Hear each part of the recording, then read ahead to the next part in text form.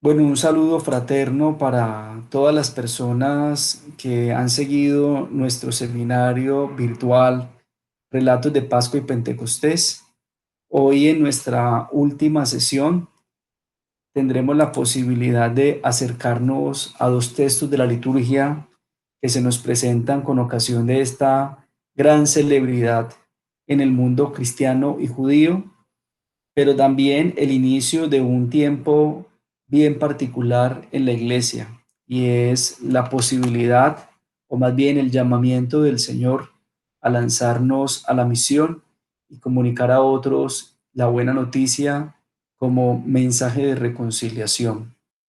Antes de entrar a presentar los textos que hemos seleccionado para esta noche, quisiera compartirles un poco algunos elementos a modo de información y de formación sobre la fiesta de Pentecostés, especialmente centrarnos en el origen de esta fiesta y en la finalidad. Lo primero que debemos destacar es que esta es una festividad que recuerda dos hitos de la historia y de la fe judía. Por eso tiene un doble carácter, una fiesta agrícola y una fiesta religiosa. Pero primero miremos antes lo que esta palabra de Pentecostés significa tanto en el hebreo como en el griego.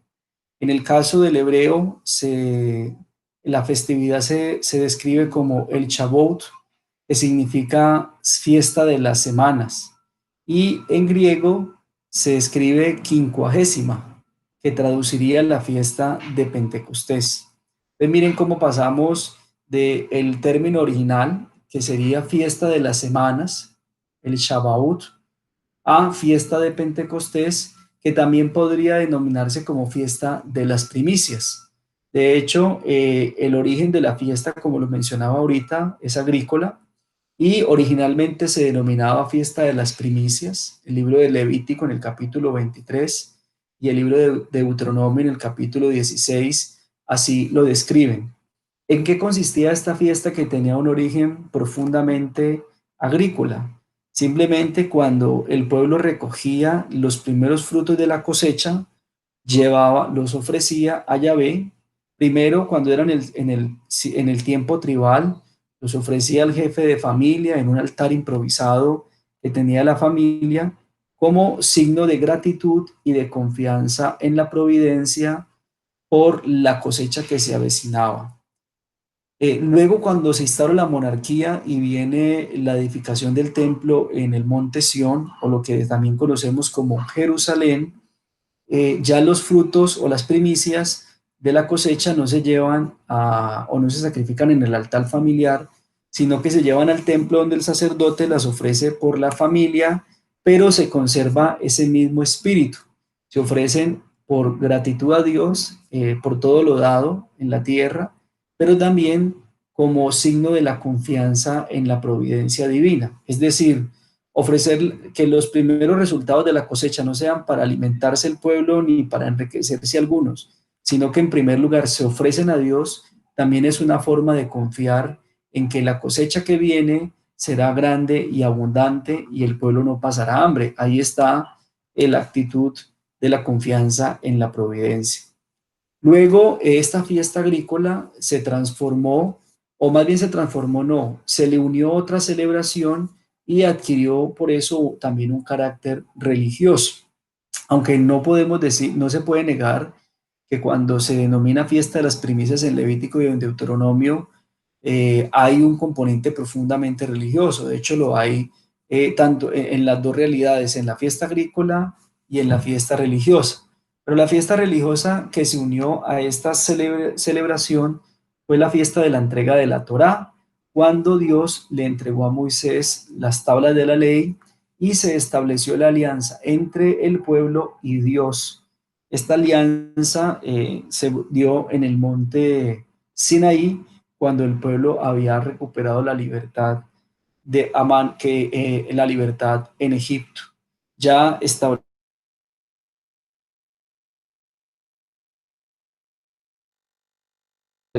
en el Sinaí y ante la espera impaciente del pueblo, viene este encuentro, esta alianza. Dentro de esta fiesta religiosa también hay un elemento bien interesante y tiene que ver con el juramento. Detrás de la alianza entre Dios y el pueblo, también hay un juramento. De hecho, el término en hebreo es Shuvah, muy familiar al Shavuot. ¿Y en qué consiste este juramento? En que Israel se comprometió a cumplir los mandatos de Dios y Dios eligió a Israel como su pueblo. Ese va a ser todo el ejercicio de la historia del pueblo de Israel, esforzarse por cumplir ese juramento, por ser fiel a esa alianza. Sin embargo, pues a lo largo de la historia de la salvación veremos que no es nada fácil ese cumplimiento. O también podremos decir que a ese cumplimiento, para poder cumplir a cabalidad la ley, faltaba algo. Vamos a ver de qué se trata. Entonces, en el contexto cristiano, esta fiesta la podríamos leer desde el contexto judío en dos términos: ley para referirnos al Antiguo Testamento y gracia para referirnos al Nuevo Testamento. Digamos que eso es lo que va a caracterizar a los dos pueblos creyentes que buscan ser fieles a Dios. En el pueblo de Israel, la fidelidad a la ley, y en el pueblo cristiano, de la comunidad cristiana, la fidelidad a la gracia que Dios ha depositado. Entonces, en ese sentido, ¿qué nos enseña la Escritura en el contexto de la fiesta de Pentecostés? Primero, que la ley no se puede cumplir por el mero esfuerzo humano. Ella requiere de la gracia de Dios para poderle dar su cumplimiento definitivo. Pablo incluso va a intuir esto. La conversión de Pablo va a ser muy interesante porque la podríamos leer también en un contexto de Pentecostés o en un contexto de la fiesta de las primicias o de la cosecha.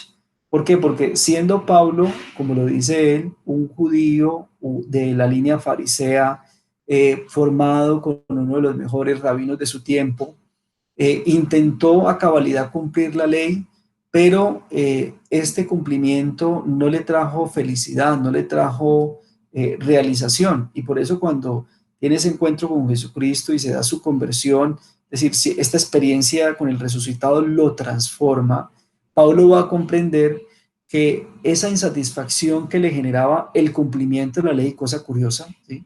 Un judío que se esforzó por cumplir la ley, pero le generaba insatisfacción, era porque en realidad, por más que intentara cumplir a cabalidad la ley, cada vez como que más se alejaba de la experiencia de Dios o de lo sagrado. Pues Pablo va a hacer esta intuición: la gracia que el Espíritu nos da es don que brota de la experiencia con el resucitado. Esto es lo que le ha pasado a Pablo. Por eso él va a decir en 2 Corintios capítulo 12, versículo 9, él me dijo, mi gracia te basta. Es decir, cómo lograr cumplir la ley y que ese cumplimiento genere satisfacción, genere felicidad, si hay gracia.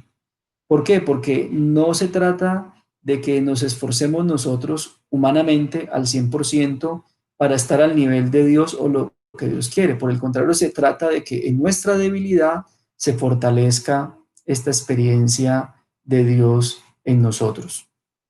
Esto que Pablo va a intuir mucho tiempo después, ya en el contexto del Nuevo Testamento, ya la profecía de Israel tenía sus intuiciones sobre la necesidad de la gracia. Y pongo como ejemplo este texto de Ezequiel 36, verso 24 al 48. Os tomaré de entre las naciones, os recogeré de todos los países y os llevaré a vuestro suelo. Os rociaré con agua pura y quedaréis purificados. De todas vuestras impurezas y de todas vuestras basuras os purificaré y os daré un corazón nuevo. Infundiré en vosotros un espíritu nuevo. Quitaré de vuestra carne el corazón de piedra y os daré un corazón de carne. Infundiré mi espíritu en vosotros y haré que os conduzcáis según mis preceptos y observéis y practiquéis mis normas. Habitaré la tierra que yo di a vuestros padres. Vosotros seréis mi pueblo y yo seré vuestro Dios. ¿Qué podemos tomar de este texto de Ezequiel en el contexto de la fiesta que estamos a punto de celebrar? ¿Sí? Lo que dice particularmente el verso 25: os rociaré con agua pura y quedaréis purificados. De todas vuestras impurezas y de todas vuestras basuras os purificaré. Es decir, el pecado de Israel, que fue permanente, constante, como lo es en todos los seres humanos, sin duda alguna, pues no quedará limpio simplemente por el esfuerzo humano. Es Dios el que, movido por su amor, nos purifica pero al purificarnos, como dice el verso 26, nos dará un corazón nuevo y nos infundirá en nosotros un espíritu nuevo. Esto es lo que podríamos denominar en el lenguaje paulino la gracia. En ese orden de ideas, entonces, Dios no iba a darle solo la ley a Israel, también su espíritu, para que fuesen capaces de cumplir esa ley. En ese sentido, entonces, no queda el cumplimiento de la ley simplemente al esfuerzo humano o a aquellos que tengan posibilidades de cumplirla, porque si nos ubicamos en el contexto del pueblo de Israel, también había que ser rico o tener dinero o buenas comodidades para cumplir la ley. Entonces, los pobres, los débiles, las viudas, los huérfanos, todos ellos quedarían imposibilitados para el cumplimiento de la ley. Pero como no se trata de un esfuerzo humano, ni de las posibilidades que tengamos, sino de la gracia de Dios, es decir, de esa actitud de Dios por llevarnos a nosotros a ese cumplimiento. Viene entonces aquí una pregunta: ¿por qué celebramos nosotros una fiesta judía? Tendría que decir lo siguiente: Lucas ve una clara relación entre la ley dada a Moisés y la venida del Espíritu Santo. Miren, por ejemplo, la manera como Lucas, en Hechos capítulo 2, que ya lo veremos a continuación, nos describe o quiere situarnos en ese relato en el contexto del Sinaí cuando se le entregó la ley al pueblo de Israel. Mire, aparece la teofanía, esa teofanía expresada en truenos, sonidos venidos del cielo y fuego, muy propio de Éxodo. El lugar donde se realiza la manifestación de Pentecostés, según Hechos, en la montaña, en el monte Sión, ¿sí? Entonces, en el Antiguo Testamento fue en la montaña del Sinaí, ahora es en el monte Sión, que es donde se construyó o se edificó originalmente Jerusalén. Allí nuevamente a ese monte desciende Dios como lo hizo en el Sinaí. Y por último, el equilibrio, o lo que algunos denominan el equilibrio de la balanza. ¿Qué es eso? Es que cuando Moisés bajó y encontró al pueblo rindiendo idolatría o adoración a un becerro y lanza las tablas o arroja las tablas, dice el texto que allí perecieron 3.000 israelitas. Pero, cosa curiosa, que esos 3.000 israelitas son el mismo número que según Lucas se unen a la comunidad cristiana después de la fiesta de Pentecostés o la venida de Pentecostés y el discurso o la primera predicación de Pedro. Entonces, pareciera ser que este texto de Lucas en Hechos intenta equilibrar esa balanza de la historia de la salvación, diciendo que los 3.000 que se perdieron en el Antiguo Testamento se recuperan en el Nuevo Testamento. Y esos 3.000 que se unen son judíos, porque ya lo ha dicho desde Hechos 1 al 11 el texto, que todos los que vinieron allí estaban de diferentes países. Si bien vienen de diferentes países, su origen son judíos. Aquí vemos entonces lo siguiente: la relación de los sucesos sobrepasan los signos que nos describe el mismo texto. ¿Por qué? Porque pasamos, ya con el texto nos tendríamos que ubicar en que la primera ley, que era externa, y la segunda que se da en Pentecostés, que es interna y celestial. Es decir, ya no nos vamos a quedar simplemente en el mero cumplimiento de una ley que se busca cumplir por el esfuerzo humano, sino que vamos ya a una experiencia que nos transforma desde dentro, que nos permite experimentar a Dios en nuestro ser, y fruto de esa transformación viene el cumplimiento de la ley, pero ya no una ley que se basa en 10 normas o en 612, sino en una ley que tiene una base fundamental: el amor a Dios y el amor al prójimo. En ese texto entonces, o en este contexto de la fiesta de Pentecostés, vemos reflejados dos elementos bien interesantes que aparecen. Primero, la verdad, y es que una verdad es que la experiencia con el resucitado transforma a la persona que se abre a él. El fiel testimonio de eso es Pablo, Lucas, y posteriormente se nos va a presentar el caso de Esteban y de muchos otros que a lo largo del libro de los Hechos de los Apóstoles se van a abrir a esta experiencia, a esta verdad nueva. Y viene una novedad: que ya el pueblo de Israel y la comunidad cristiana están invitados a cumplir la ley por amor, ya no más por miedo, que era lo que se había venido construyendo en el Antiguo Testamento. Es en ese contexto entonces de la fiesta de Pentecostés, una fiesta judía de origen agrícola con un componente profundamente religioso, que nace la iglesia. Y en el nacimiento de la iglesia, en Hechos, se cumple lo que Jesús le había dicho a la samaritana. Él le había dicho, según el texto que aparece en Juan 4, 21, 24, cuando ella le pregunta que los judíos rinden adoración en Jerusalén y ellos en Garizim, en Samaria, Jesús le va a decir, miren, ni aquí ni allá. Llegan momentos en que los verdaderos adoradores del Señor lo adorarán en espíritu y en verdad. Y miren lo interesante que vamos a ver ahorita en el texto de Hechos. Los cristianos se encontraban en una casa, no propiamente en el templo. Si el pueblo de Israel necesitaba el espíritu, es decir, la gracia o el espíritu del que habla Ezequiel, la gracia de la que habla Pablo, para cumplir y transformar a otros a partir del anuncio de la ley, nosotros también necesitamos de esa gracia, de ese espíritu para seguir comunicando a Jesús.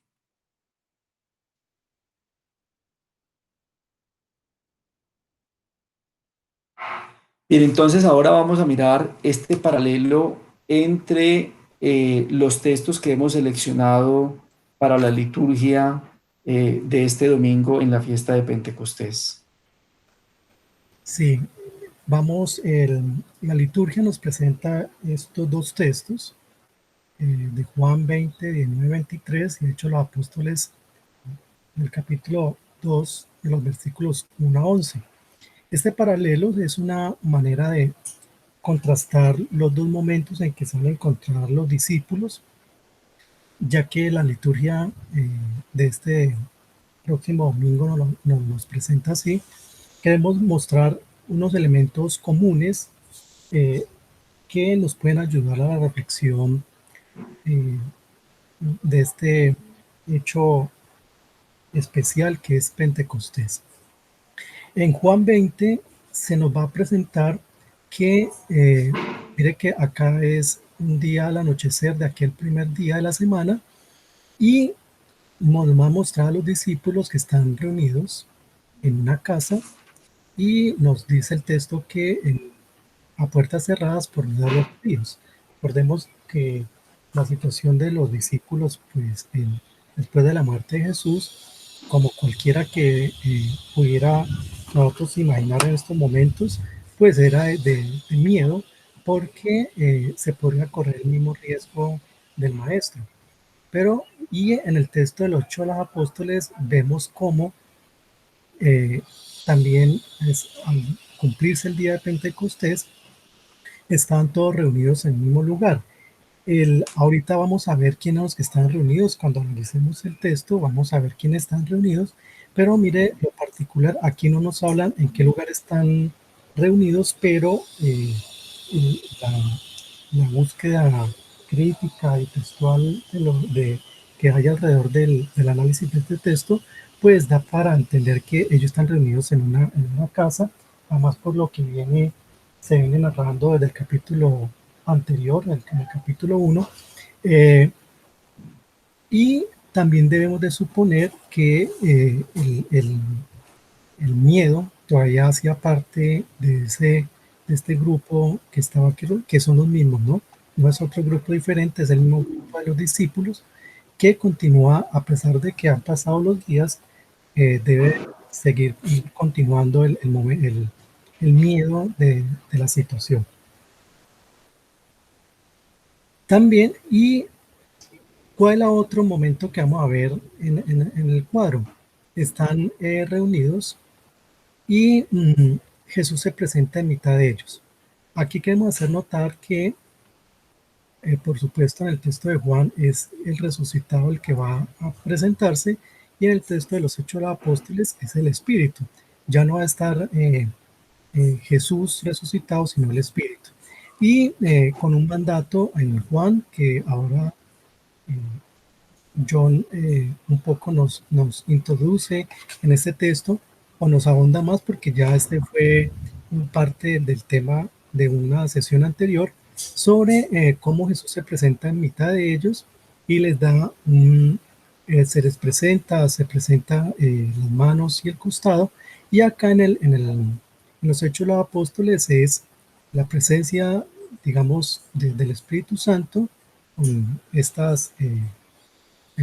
simbología del viento que soplaba que ahora también lo explicamos, y de la presencia de las lenguas de fuego que que se posan en cada uno y va a ser esa manifestación de la presencia del Espíritu Santo. También como en estos dos textos nos van a presentar por un lado la presencia de Jesús resucitado, que va a animar a aquel miedo que tienen los discípulos para invitarlos a salir. Y acá también vamos a ver es la presencia del Espíritu, que en los capítulos que le siguen a perdón, ni siquiera en los capítulos, en todos los capítulos siguientes, pero también en los versículos siguientes al 11, a partir del 14, vamos a ver cómo Pedro asume eh, Pedro y todos los discípulos, pero la imagen de Pedro principalmente, una fortaleza mm, diferente para salir a anunciar. Acá en esta segunda parte, donde vemos la continuidad de los dos textos, vemos cómo los discípulos acá se llenan de alegría. Mire cómo lo que les decía ahora, el cambio de la actitud, de una actitud temerosa, pasa a una actitud de alegría. Y está Jesús que le repite, Él pasa a vosotros, sopla sobre ellos y les dice que reciban el Espíritu Santo, y hay un mandato de ir eh, al mundo ya a anunciar. A quienes queden perdonados los pecados les queden perdonados, a quienes se los retengan les queden reunidos. Acá en el texto de los Hechos, pues es la presencia del Espíritu Santo. De alguna manera no vemos aquí que haya ningún mandato, ninguna palabras, ve que el Espíritu no se presenta con palabras, pero sí con también con lo que estamos diciendo, con la fortaleza que da a los discípulos para salir a hablar de las maravillas de Dios, según nos narra el texto. Y aunque ya en el texto de Juan no nos van a decir qué va a pasar con la recepción de ese mensaje que ellos van a salir a proclamar. Acá sí, por supuesto, sí están las dos reacciones que más adelante miraremos, dos reacciones, unos de admiración, otros más bien como incredulidad, pensando que los discípulos están borrachos. Entonces, mire cómo en este paralelo nos muestran eh, tanto, tanto el resucitado como el espíritu van a fortalecer la experiencia de fe de los discípulos, que van a salir a predicar aquello que han vivido con Jesús.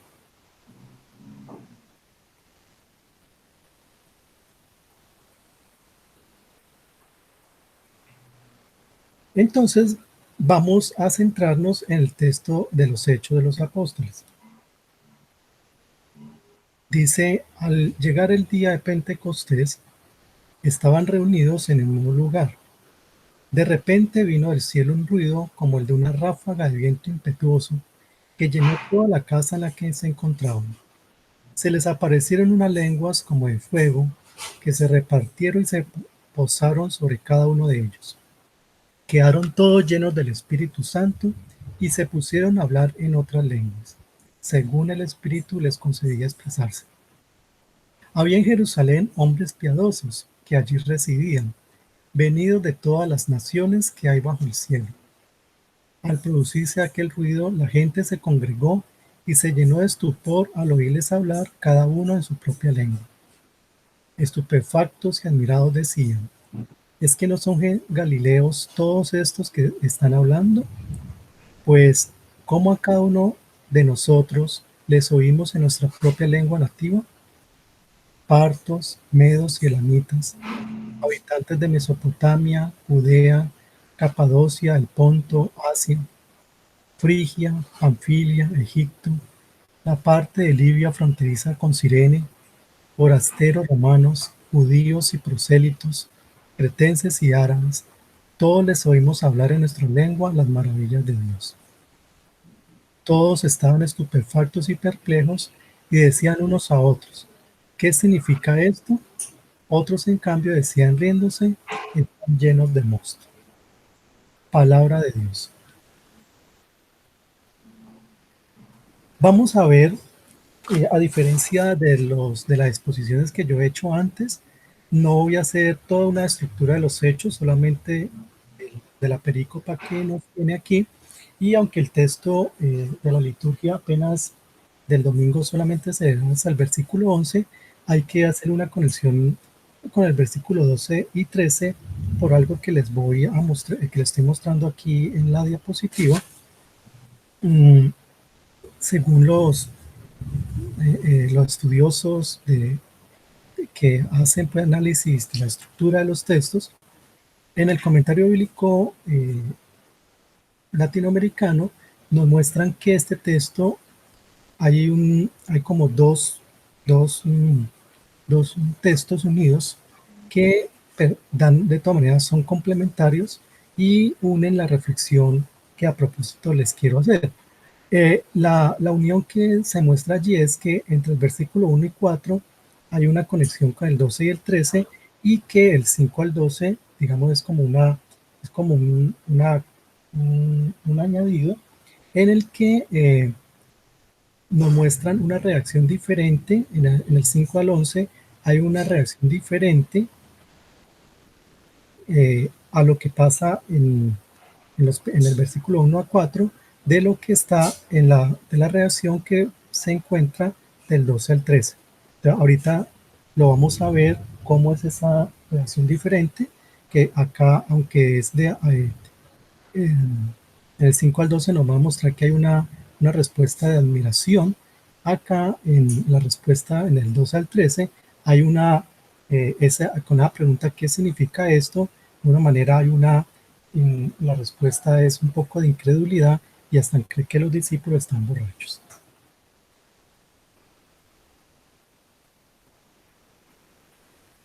Entonces miremos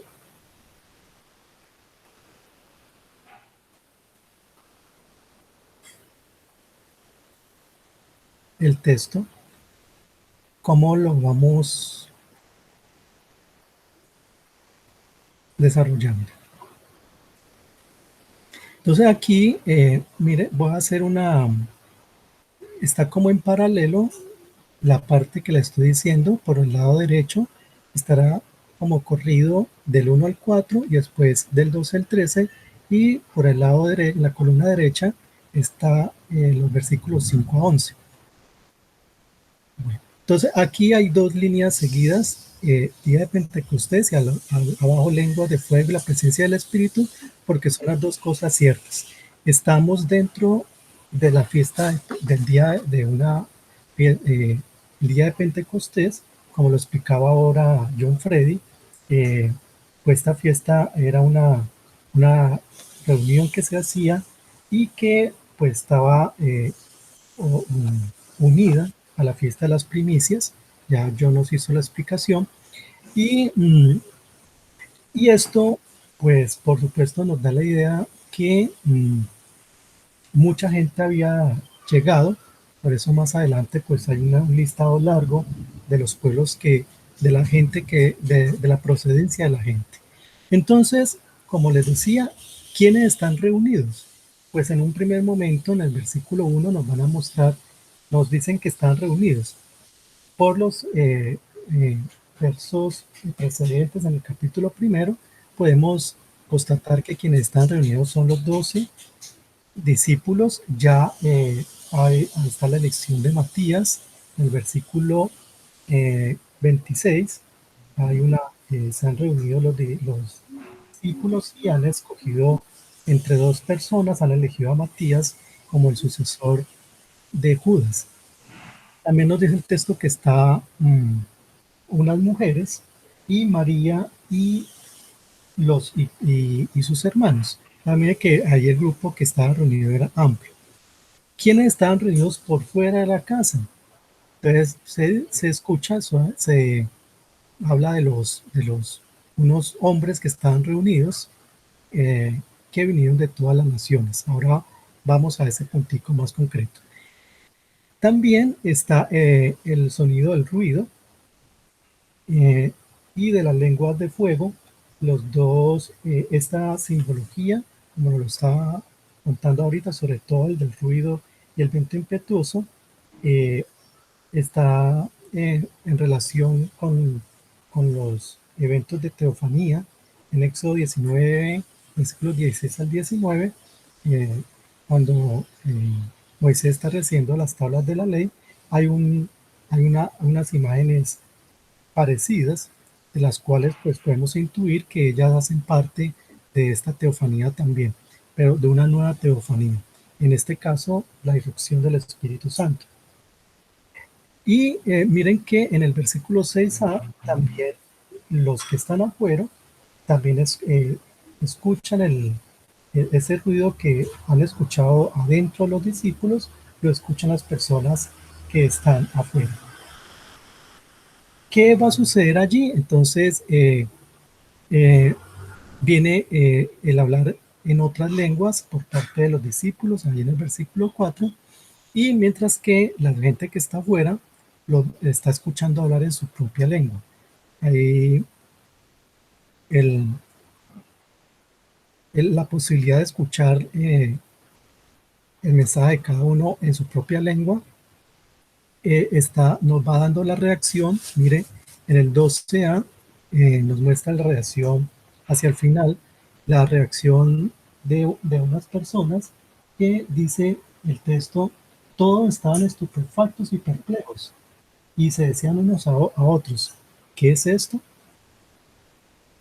Y entre ellos también decían, están llenos de mosto o mosto embriagados de vino.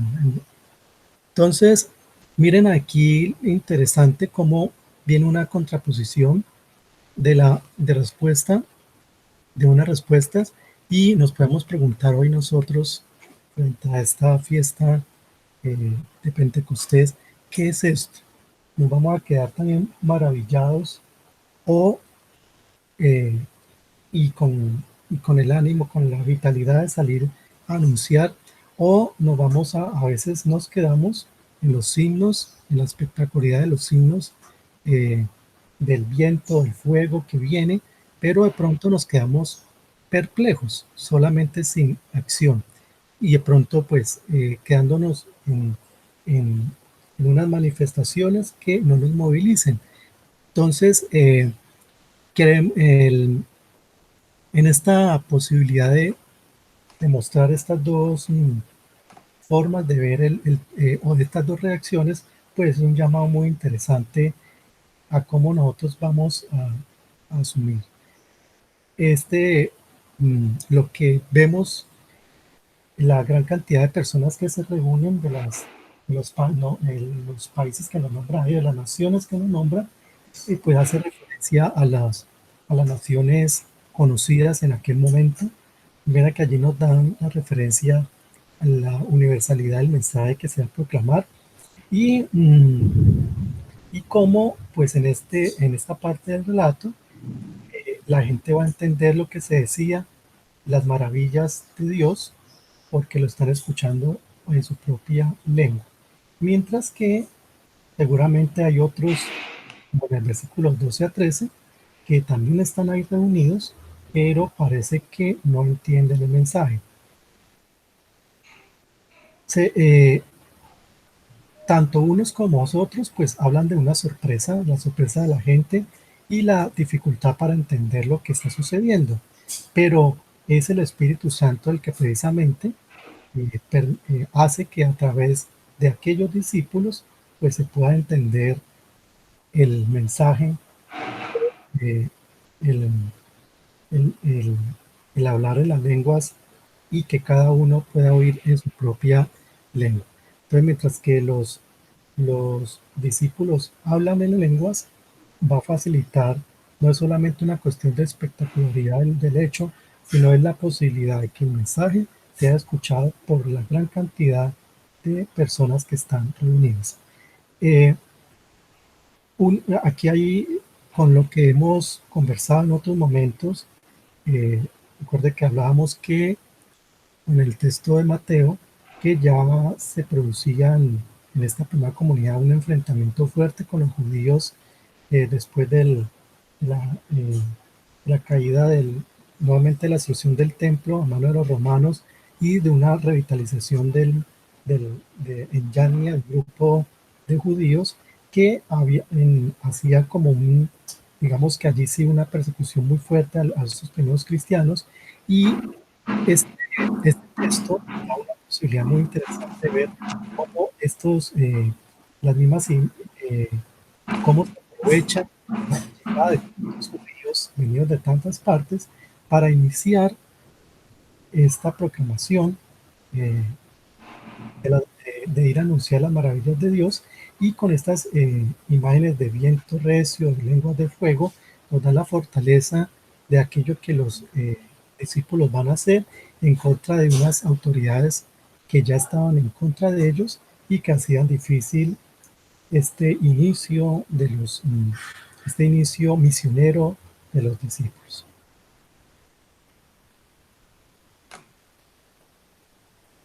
Muy bien, además entonces de esta lectura que nos presenta la liturgia de Hechos 2 capítulo 1 al 11, pero hemos querido tomarla hasta el 13, que nos contextualiza en lo que sucedió esa tarde de Pentecostés, en la casa donde se encontraba todo el grupo que seguía a Jesús, no solamente los 12, como lo acaba de mencionar Alejandro, sino también el grupo de las mujeres y de los parientes de Jesús, incluida su madre María. El otro texto que nos presenta la liturgia y que hemos tomado para esta celebración es Juan 20 del 19 al 23. Este texto ya se leyó al menos la primera parte en el segundo domingo de Pascua, pero nuevamente lo vuelve a presentar la liturgia como cierre del tiempo pascual.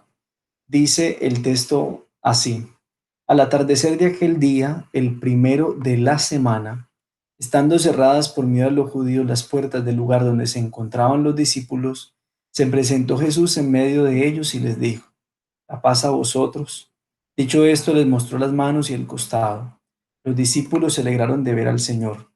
Jesús les dijo otra vez: la paz con vosotros. Como el Padre me envió, también yo os envío. Dicho esto, sopló sobre ellos y les dijo: recibid el Espíritu Santo. A quienes perdonéis los pecados les quedan perdonados, a quienes se los retengáis les quedan retenidos. Palabra del Señor. Bien, como lo mencionaba entonces, este es un texto que ya se trabajó en el segundo domingo de Pascua.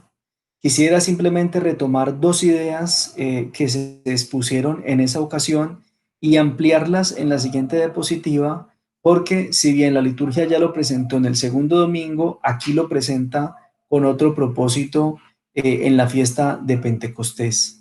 En aquella ocasión hablamos un poco de los efectos del temor y los efectos de la resurrección. Decíamos que los efectos del temor tienen que ver con lo que las personas son capaces de hacer cuando los moviliza el miedo. En este caso, las autoridades judías y romanas asesinaron a Jesús por temor. Y en el caso de la comunidad cristiana, permanece escondida por temor.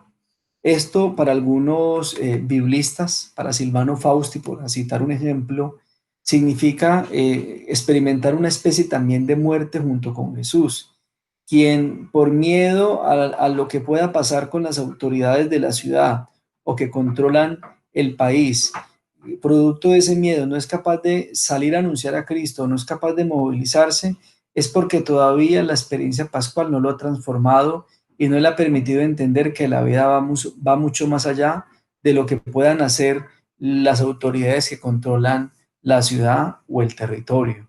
Ahí hay una invitación bien interesante que nos hace el Evangelio, y es: si hemos vivido junto con Jesús una experiencia pascual de resurrección, pues no podemos permanecer en el temor. Se entiende el miedo en el proceso pedagógico de la Pascua, pero no podemos permanecer con miedo. Creo que hay una enseñanza bien particular y bien clave del Evangelio.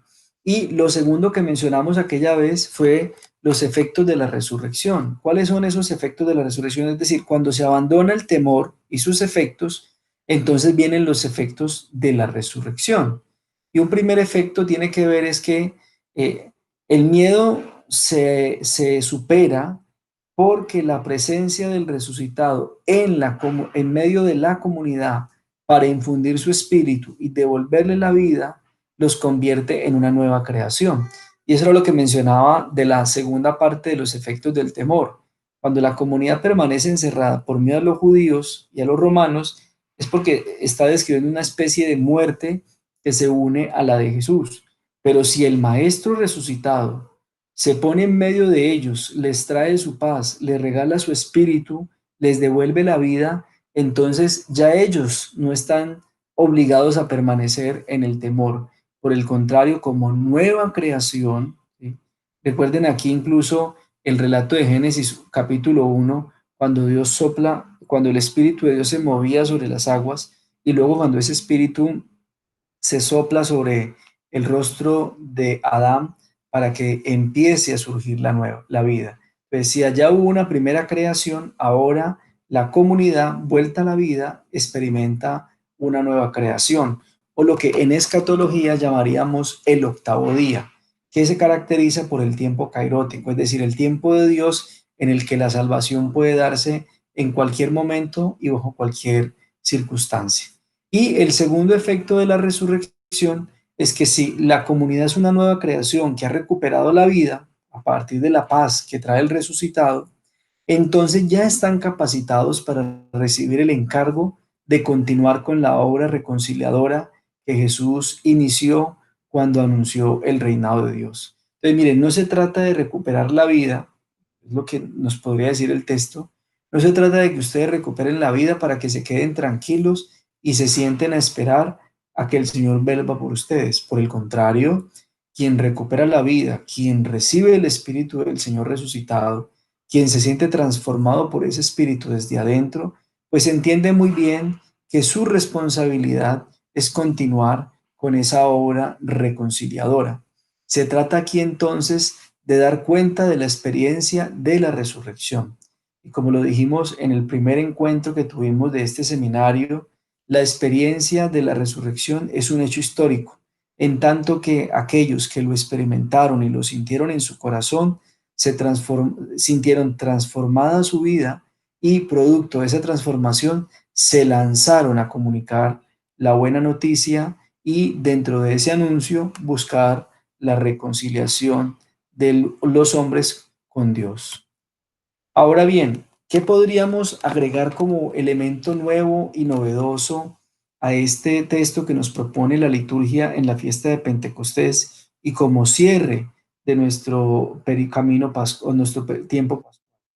Yo lo denomino el camino de la Pascua. Y en ese camino pascual que ha durado 50 días, que también dura así en el contexto judío, lo resumo en tres palabras que pueden representar tres actitudes nuestras que pueden llevarnos a sacar el mejor provecho de esta experiencia pascual y de Pentecostés. Mística, vida y acción. ¿Cómo entenderíamos la mística aquí? La resurrección o entender la resurrección le ha exigido a la comunidad un momento de vida no productiva. Durante estos 50 días ellos no han hecho absolutamente nada. Simplemente, como decía el texto, permanecer con miedo y cuando se encuentran, se encierran para evitar cualquier riesgo. Incluso como nos decía uno de los domingos de Pascua, hasta algunos intentaron abandonar la comunidad, que fue el caso de los discípulos de Emaús. Pues este es un tiempo de no productividad, pero de no productividad no significa de no hacer nada, sino es un tiempo para reflexionar, para repensar, para en la vida de oración y comunidad entender la experiencia de la resurrección. Y aquí lo continúo con esta frase: se trataba de entender con el corazón y abrirse al amor mirando la cruz y el sepulcro vacío. Esto era lo que había que hacer en el tiempo de la no productividad. No es no hacer nada, insisto en esto, sino entender con el corazón y abrirse al amor mirando a la cruz y el sepulcro vacío. Esto fue lo que hizo el discípulo amado o el discípulo del cuarto evangelio que algunos identifican con Juan en el Evangelio de San Juan. ¿Sí? Se entendió con el corazón y se abrió al amor. ¿Y dónde está la respuesta al amor? Está en dos lugares. Primero en la cruz, cuando Jesús dijo que atraería a todos hacia Él, pero también está en el sepulcro vacío. Allí en esos dos escenarios hay que ver esa experiencia de amor. Pero quien mira estos lugares, estos referentes, tiene que mirarlos con el corazón, es decir, dejando que en su interior empiece a transformarse esa nueva humanidad. Aquí nos va a decir el evangelista Juan que el bautismo será la clave. Es decir, quien entienda el acto del Señor, ¿sí? Cuando se sentó a la mesa en el capítulo 13, ¿sí? Y cuando en el capítulo 19 lo ve muerto en la cruz, quien entienda estas acciones, entonces se sentirá amado, y quien se siente amado, pues pedirá el bautismo. De hecho, muchos escritores ven en esta acción de Jesús, del Evangelio que estamos leyendo, de soplar sobre ellos el Espíritu y de darles autoridad sobre los pecados para perdonar y retener, ven más es la capacidad, el poder que recibe la comunidad para dar el bautismo o para negar el bautismo a quien todavía no se encuentra preparado. No es propiamente, o no podríamos ver allí el ministerio, el sacramento de la confesión, que va a ser posterior a la experiencia cristiana. Y aquí, en esto de un camino que está marcado por la mística, traigo a colación una frase de Karl Rahner, quien dijera el siglo pasado: el cristiano del siglo XXI será místico o no lo será. El segundo camino, el segundo momento de este camino pascual sería la vida. ¿Cómo se entiende? La experiencia de la resurrección transforma por completo la existencia, al punto que la vida adquiere un nuevo sentido. Esto es lo que hará que otra persona pida el bautismo. Se pasa de vivir bajo la lógica del cumplimiento, era la lógica judía, y el reconocimiento, para vivir en la alegría y la providencia de Dios. Y recuerden lo que dijimos ahora cuando ubicamos el contexto de la fiesta de Pentecostés en la tradición judía. Las primicias se ofrecían como gratitud y como confianza en la providencia. Y aquí estamos viendo lo mismo: alegría, gratitud y la confianza en la providencia divina. Y el tercer momento de este camino, la acción. Pasamos de la no productividad, que es entender con el corazón y abrirse al amor, a la acción, porque el texto termina diciendo que Jesús da su espíritu para que ellos vayan a comunicar la reconciliación, el perdón a otros. ¿Cómo se entiende esto? Tras ser bautizados en el Espíritu Santo, la comunidad continúa la obra reconciliadora de Jesús. Lo que ha de caracterizarlos es la preocupación por el otro. Allí es donde se concreta el amor que Jesús les ha dado.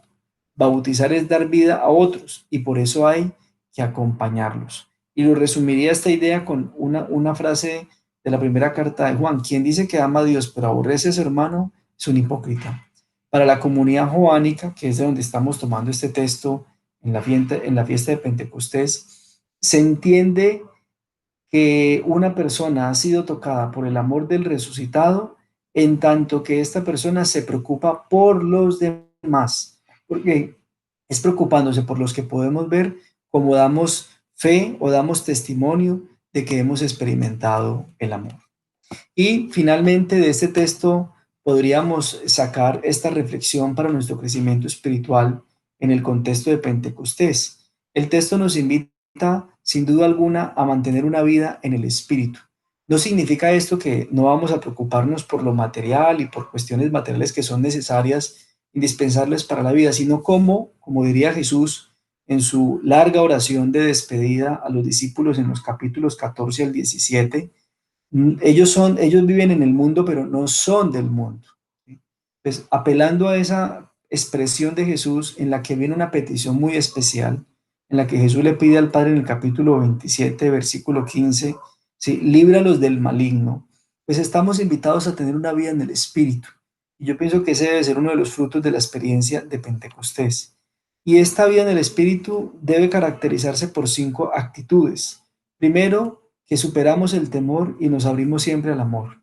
Ninguna circunstancia, por compleja que sea, logra arrebatarnos el amor que hemos experimentado en nuestro ser, gracias a que hemos creído en el resucitado. Segundo, una vida en el Espíritu es profundamente comunitaria. No hay espacio a la individualidad y mucho menos al egoísmo. Los 2 textos que hemos visto hoy, y de hecho la segunda carta a los Corintios, que también presenta la liturgia del apóstol Pablo, nos van a hablar de que en comunidad, reunidos en comunidad, en la casa, el primer día de la semana, siempre está la existencia a esa vida comunitaria. Por eso una vida en el Espíritu es profundamente comunitaria. Tercero, una vida en el Espíritu reconoce a Jesús en su vida y en la de su comunidad. Por eso descubre que no está solo, ¿sí? Creo que eso también debe caracterizar mucho una vida cristiana, un cristiano, nunca sentirse solo. En medio de las circunstancias, del aislamiento, de la soledad, de la cuarentena que vivimos hoy, no podemos sentirnos solos y mucho menos abandonados. Una vida en el Espíritu trae paz y alegría a la vida. Yo creo que esto no tiene más explicación. Quien experimenta el resucitado en su vida tiene que experimentar estas dos realidades. Y finalmente, una vida en el Espíritu nos permite comprender, ¿sí?, que somos ministros de la reconciliación. Pero esto no significa que somos ministros de la confesión, no, para eso hay ministros ordenados. Somos ministros de la reconciliación, es decir, somos ministros del amor. Eso es lo que nosotros anunciamos y compartimos a otros. Bien, que la fiesta de Pentecostés que estamos a punto de celebrar nos permita empezar a cultivar una vida en el Espíritu. Y diría yo que una vida en el Espíritu no se cultiva o no se logra si no fortalecemos la vida interior. Y sin duda alguna que la vida interior se robustece en la oración y en el silencio. Bien, vamos entonces al cierre y miremos qué nos queda tanto de este camino que hemos recorrido como de esta fiesta de Pentecostés que estamos próximos a celebrar.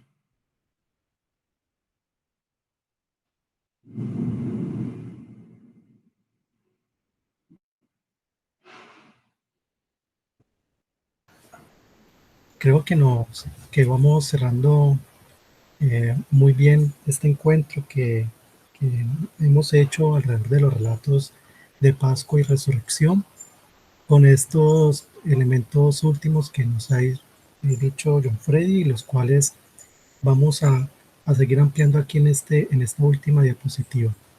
¿Qué nos queda a partir del texto de Juan, del texto de los Hechos de los Apóstoles? Pues que eh, como en ese tiempo, hoy somos la comunidad que está reunida en nombre de Jesús resucitado y que en esa espera, ya seguramente no miedosa, sino gozosa, pues que la difusión del Espíritu Santo pueda transformar nuestra vida, nuestra existencia, nuestra acción en esos espacios que nos estaba mostrando Frida ahora, de mística, vida de acción, pues es una vida que se transforma, es el espíritu que debe transformar nuestra existencia, nuestra vida, con todo aquello que tiene a veces de negativo, no de tantas eh, oscuridades seguramente, pero también de muchas luces y que nos permita también eh, desde la inacción pasar a una acción y eh, y que precisamente pues este espíritu es el que nos permite y nos concede hablar de las maravillas de Dios, de hablar de su bondad, de su justicia, de la providencia, pero hablar de la providencia, pero también de confiar en su providencia, de no quedarnos, a veces decimos que creemos, pero también tenemos un poco de temor en nuestra existencia. Aunque digamos que tener temor no es, tampoco es que sea malo, ¿no? Que siempre a veces cuando nos encontramos ante situaciones nuevas, como en este caso lo de la pandemia, pues es normal que el temor haya aparecido, pero también estamos ante la presencia del Espíritu que nos anima y nos fortalece. Eh, También, por supuesto, en el texto nos hablaba de esto de la recepción del mensaje evangélico eh, para todas las culturas. Aquí hago una referencia a la vida de los jóvenes, sobre todo pensando las personas que estamos reunidos en estos encuentros. Seguramente todos somos mayores, pocos jóvenes hay. Este mensaje, este mensaje de Pentecostés, cómo lo vamos a hacer llegar también a los jóvenes, cómo ellos, esta cultura nueva de ellos, pues llega a comprender también las maravillas de Dios, desde sus propias formas de ver el mundo, desde desde sus ilusiones, pero también desde sus desesperanzas. Y por eso el Espíritu es derramado en función de todos los pueblos y culturas del mundo, pues un llamado a la universalidad, a no cerrarnos eh, a veces en nuestras propias experiencias eh, cristianas católicas y nos peleamos con los cristianos otros cristianos, no diríamos separados porque quién está separado de quién, sino es en función de un mismo mensaje, de un mensaje que debe ser generador de vida, de unión, de fortaleza, no de discusiones y divisiones, sino la posibilidad de mensaje, en una posibilidad de agradar a este mundo con un mensaje diferente, no el mensaje de la guerra, de la discordia, sino el mensaje de la paz, el mensaje de la reconciliación, aquel que Juan envía a sus discípulos, a la reconciliación del mundo con Dios. Entonces, que esas tres palabritas que nos mostraba mística, vida, acción, sean una transformación permanente, de una vivencia espiritual fuerte que se convierte en vida y que nos lleva a una acción permanente por hacer que este mundo sea un mundo más cercano al reino prometido por Jesús.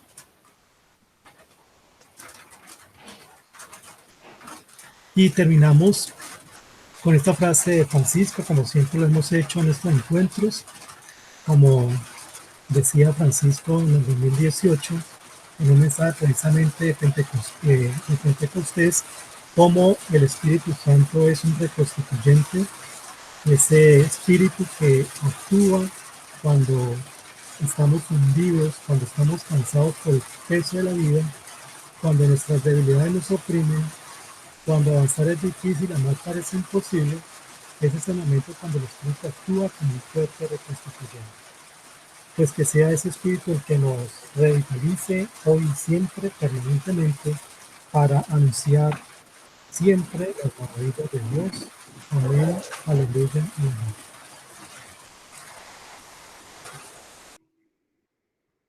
Muy bien, bueno, pues así terminamos nuestro seminario virtual Relatos de Pascua y Pentecostés, pidiéndole al Espíritu del Señor que venga sobre nosotros y que siga obrando esas maravillas que Dios siempre quiere y tiene planeadas para cada uno de sus hijos.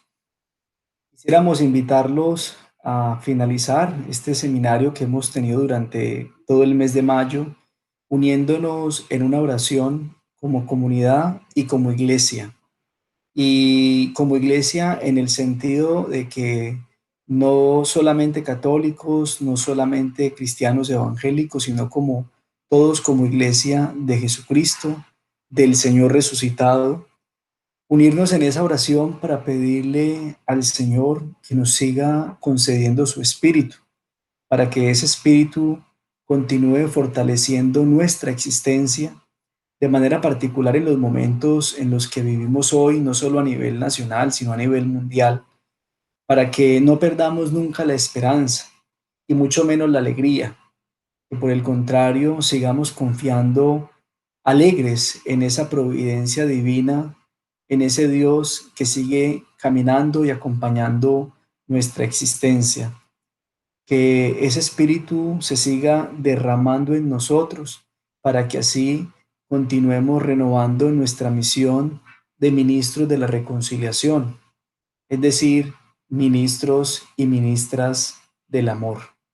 Que lo que hemos experimentado no solo en nuestra vida, sino también en este seminario, que ha sido nuestra contribución, lo sigamos comunicando a otros con alegría, con esperanza y con amor.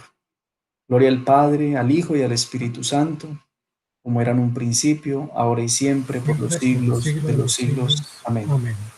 Bueno, no sé si Alejandro quisiera dirigir algunas palabras con ocasión de nuestro cierre y esperando que no sea el primero ni el último de los espacios que creemos desde el programa de especialización en educación y sagrada escritura. No, para todos y todas las que nos han acompañado en estos encuentros que siempre fueron bastantes, entre 60, 70 personas, pues un agradecimiento muy fuerte por su compañía, por las palabras de gratitud que siempre nos envían y de ánimo para continuar en esta labor que desde la academia también estamos llamados a hacer. No encerrarnos en nuestros castillos de cristal de ideas, sino posibilitar este encuentro de comunión con ustedes para encontrar en la palabra aquel motor que vitaliza nuestra vida, que ilumina nuestro camino de fe y que en este camino pues vamos encontrándonos con mucha gente que al igual que nosotros, al igual que ustedes que nos han escuchado permanentemente, pues hacen un camino de fe iluminados por la palabra de Dios. En tantas comunidades que se reúnen en barrios populares, en otros sectores, en centros comunitarios, en tantos lugares que la palabra ilumina la existencia, pues con todo ello nos unimos y tenemos el gozo de poder decir una palabra agradable, amable y de poder encontrar en ella, pues, como digo, el rumbo cierto de nuestra fe. Nuevamente agradecerle a todos ustedes por esta participación de cada 8 días y que, como dice John Freddy, pues nos podamos encontrar en otros espacios, sea para quienes continúen en algún momento en algún seminario, estos que sigamos programando virtuales, o quienes se animen de pronto a ir a la universidad y hacer la especialización en educación y sagrada escritura, en la cual John Freddy y yo permanentemente estamos. Muchas gracias y que las bendiciones de Dios nos llenen siempre y más en este fin de semana con la irrupción del Espíritu Santo en nuestras existencias. Muy bien, y pues yo también extiendo este agradecimiento a todos ustedes. Confiamos en poder seguir teniendo nuevos espacios que nos permitan seguir compartiendo la palabra, la vida, la esperanza y la fe en Jesucristo. Vamos a enviar junto con con esta última grabación el enlace para la evaluación de nuestro seminario. Quedamos atentos a sus comentarios, a sus retroalimentaciones. Para nosotros son muy importantes. También agradecer en nombre propio y de Alejandro a la Fundación Universitaria Católica Lumen Gentium, Unicatólica, la Universidad de la Arquidiócesis de Cali, a la Facultad de Teología, Filosofía y Humanidades a la que pertenecemos, por habernos apoyado y acompañado también en este espacio de formación virtual. Hasta la próxima y que tengan una excelente fiesta de Pentecostés.